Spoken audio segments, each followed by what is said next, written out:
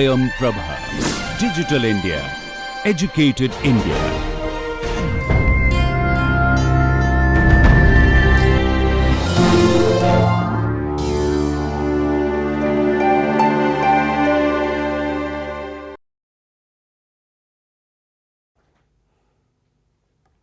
Hello and welcome back. In this video we will look at binary regression trees. The material in this video are inspired by the textbook Elements of Statistical Learning by Tibshirani. So, binary trees try to solve the regression problem by dividing your input feature space recursively into regions and assigning a constant value to the output if the input features fall into that particular region. Okay.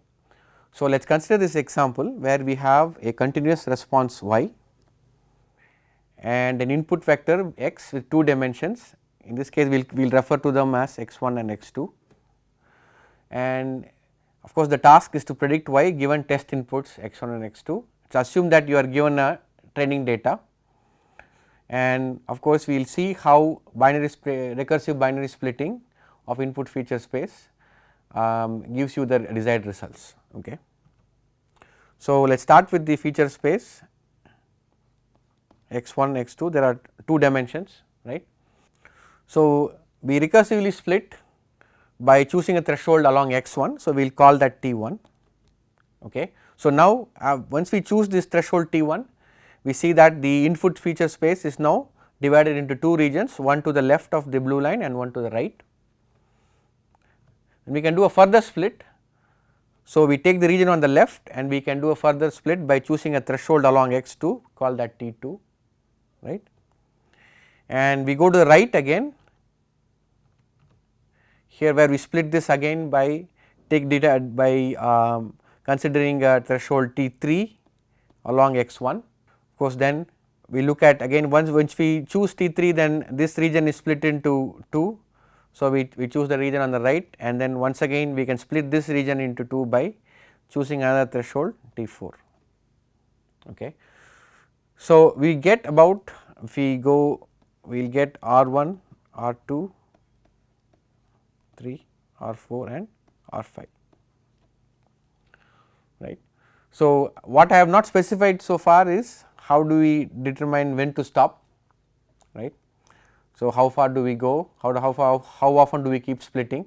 So, every time we will end up with 2 regions after each split, and each of those regions we split further into 2, and we can keep doing that till a specified point or till a specified criteria is met.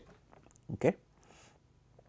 Now, once we have these regions, how do we determine the output, right, for new test data. So, how will we, what do you mean by how do we determine the output? Let us say we have test data, some x1, x2, some value is given.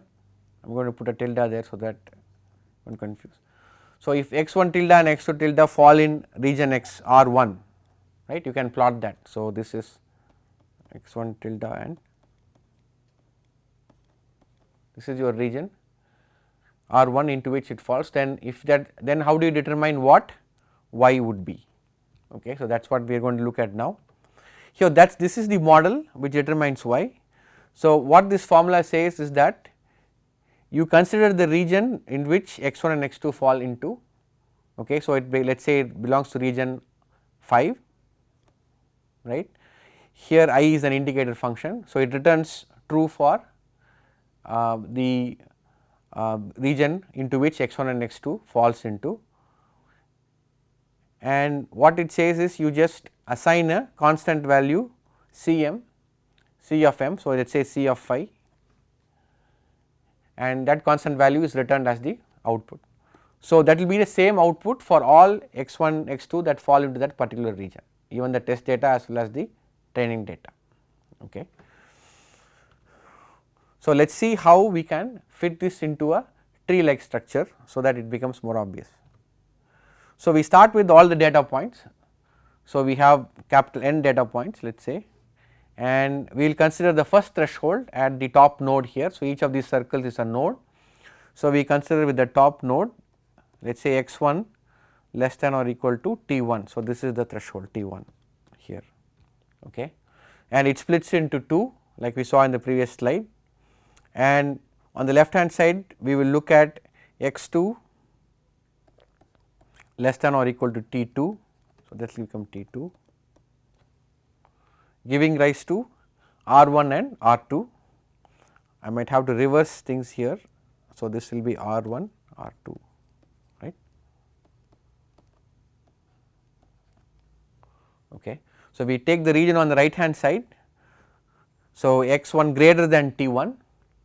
So, that region we split again into 2 by considering x 1 less than or equal to T 3. So, we will get R 3 here which corresponds to this region, okay. And on this part, so that give you two regions, one to the left of T 3, one to the right of T 3, and the right region we have once again split by considering x 2 less than or equal to T 4. This is a T 4, okay. So, this will be R 4 and R 5.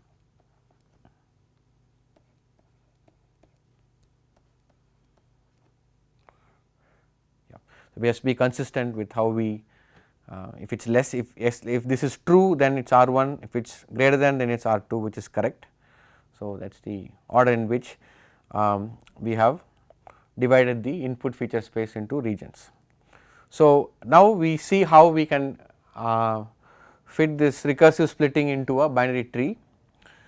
So, next step is to see how to actually grow this tree. So, what do you mean by growing this tree is determining how we choose these features to split. So, in this case I just chose to split with x 1 in the beginning, but what is to stop you from using x 2, let us say, okay. So, how do you determine which feature to choose and and in fact the threshold also, this T 1, how do you split based on T 1, why is T 1 so special.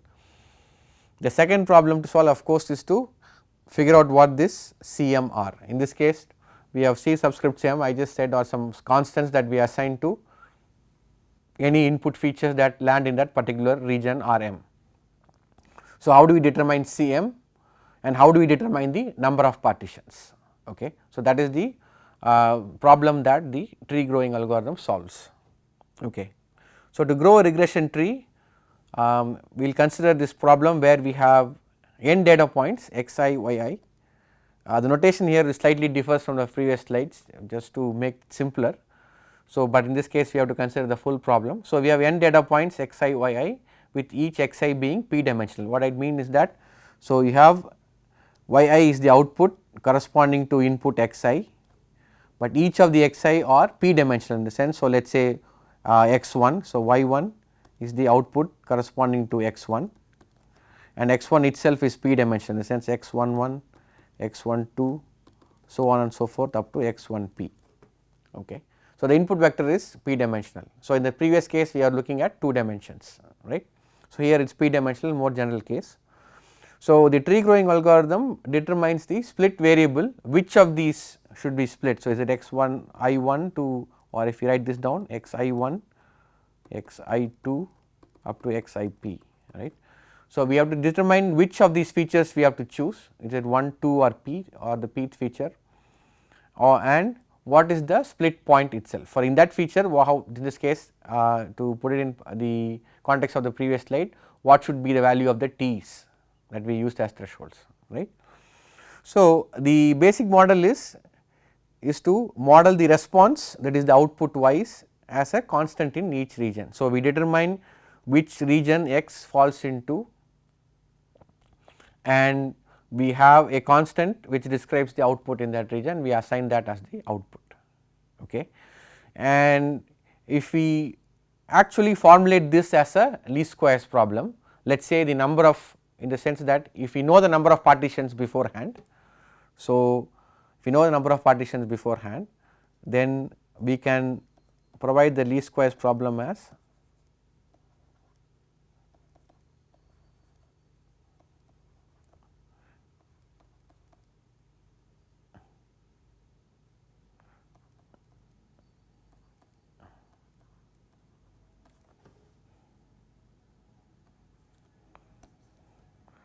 So, this is, let us say we will call this L. So, this is L squared is what we is your cost function, right. So, I just went too far across, so I will have to write it down here. So, let me rewrite it at the bottom. So, we are looking at basically y I minus f of x squared, right. Here f of x is given by this formula.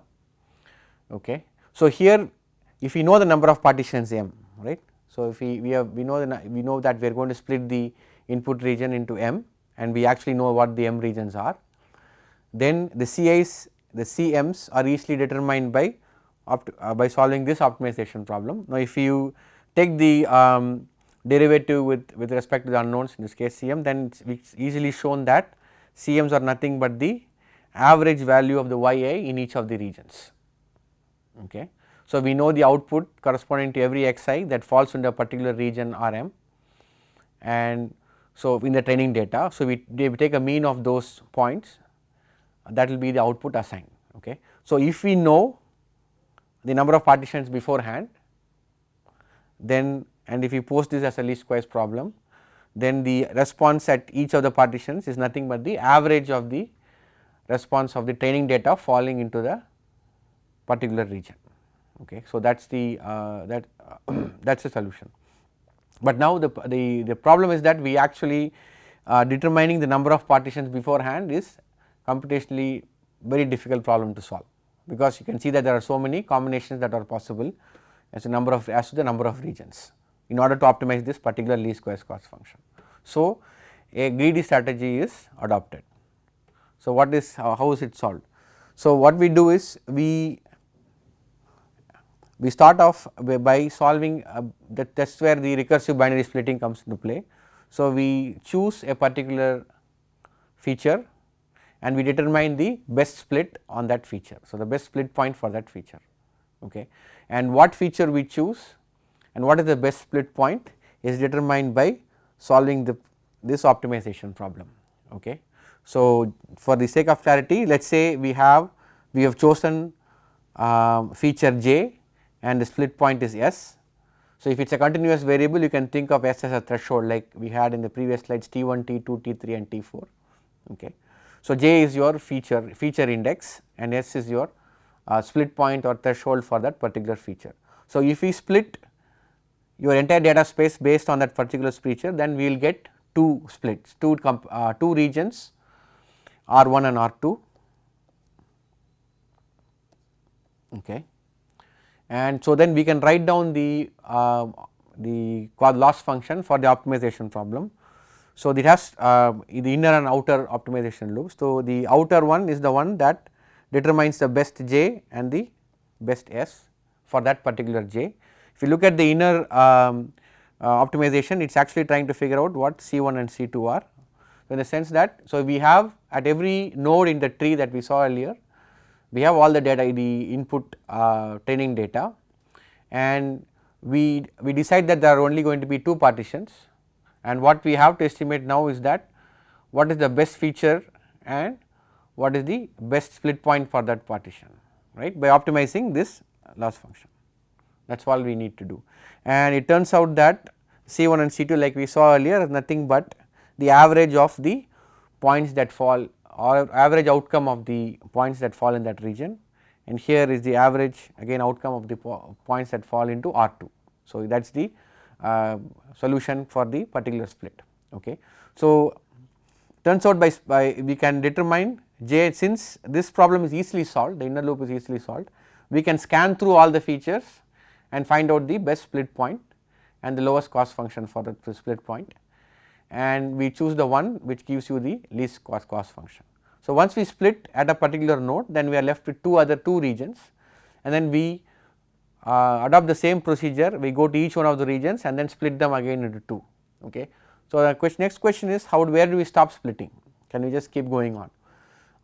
Typically the way it is done is there is no the splitting criteria is not very well, the stopping criterion is not very well defined. So, usually the tree is grown to predefined depth, and then there is procedure called pruning, which helps to bring down the depth of the tree it's easy to see that as you increase the depth of the tree, then it's easy to overfit, right, because you can always split your input space into smaller and smaller regions. So, your training data will be fit perfectly, of course, your test data there will be a lot of error in your response. So, in the other next videos we will look at how binary trees are used for classification problems. Thank you.